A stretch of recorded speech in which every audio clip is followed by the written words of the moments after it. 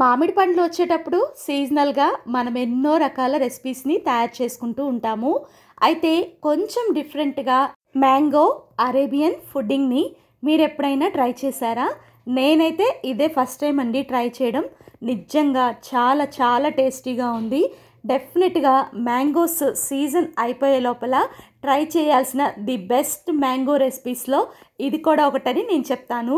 ఇంకా లేట్ చేయకుండా ఈ రెసిపీని ఎలా తయారు చేయాలో చూసేసేద్దాం రండి.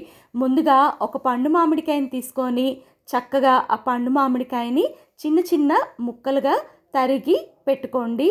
ఇది స్వీట్గా ఉంటే ఈ రెసిపీ టేస్ట్ అనేది ఇంకా బాగుంటుంది. నేను ఈ ఫుడ్డింగ్ రెసిపీ కోసం ఇక్కడ బంగినపల్లి మామిడికాయని తీసుకున్నాను. చక్కగా ఒక కప్పు వరకు ఈ మామిడికాయ ముక్కల్ని ఒక మిక్సీ జార్లోకి వేసేసుకోండి. దీనిలో స్వీట్నెస్ కోసం మిల్క్ మేడ్ని తీసేసుకున్నాను. మిల్క్ మేడ్ని ఒక 4-5 టేబుల్ స్పూన్స్ వరకు దీనిలో వేసేసి ఇదంతా కూడా ఫైన్గా మిక్సీ పట్టుకొని పక్కన పెట్టుకోండి. ఇప్పుడు ఈ ఫుడ్డింగ్ కోసం డైజెస్టివ్ బిస్కెట్స్ని తీసుకున్నాను. వీటిని ఒక 6-7 వరకు తీసుకొని చక్కగా వీటిని కూడా మిక్సీ జార్లో వేసేసి ఫైన్గా పౌడర్ లాగా మిక్సీ పట్టుకోవాలి. చిన్న చిన్న ముక్కలుగా తరిగైనా కూడా ఇలా మిక్సీ పట్టేసుకోవచ్చు.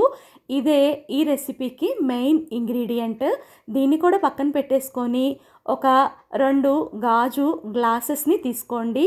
వాటిల్లో రెడీ చేసుకున్న బిస్కెట్ పొడిని వేసేసేయండి. దీనిలో నెయ్యిని ఒక 4 టేబుల్ స్పూన్ల వరకు కూడా ప్రతి దాంట్లో వేసేసేయండి. మీరు నెయ్యి ఎక్కువ తింటే ఎక్కువైనా వేసేసుకోవచ్చు. ఈ నెయ్యి బిస్కెట్ చక్కగా స్పూన్తో కలిసే విధంగా బాగా మిక్స్ చేసుకొని వీడియోలో చూపించిన విధంగా ఇలా సెట్ చేసేసుకొని పక్కన పెట్టుకోండి.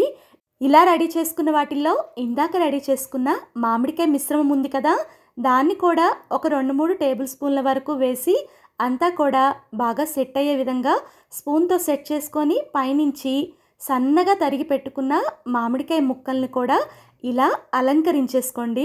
చూడటానికే ఎంతో యమ్మీగా ఉంది కదా.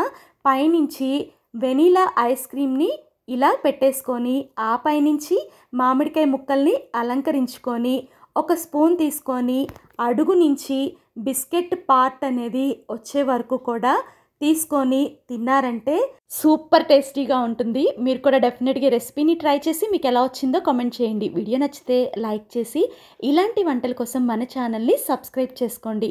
అలాగే ఈ వీడియోని మీ ఫ్రెండ్స్కి ఫ్యామిలీకి షేర్ చేయండి.